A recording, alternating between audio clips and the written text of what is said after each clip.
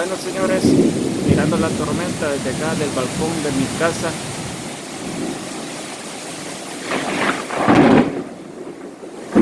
Parece que es una tormenta eléctrica.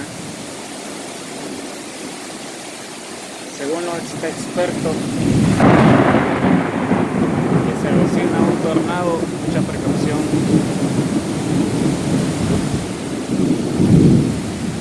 Mostrando un poco el panorama de cómo está la lluvia en esta zona del estado de Maryland. Hoy del día 3 de septiembre del año 2020.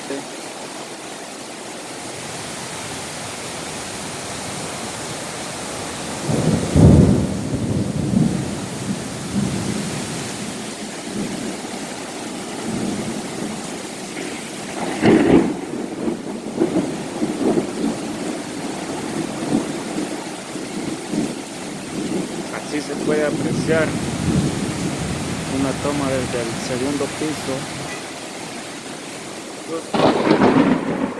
Tan peligrosa esta tormenta, con muchos truenos.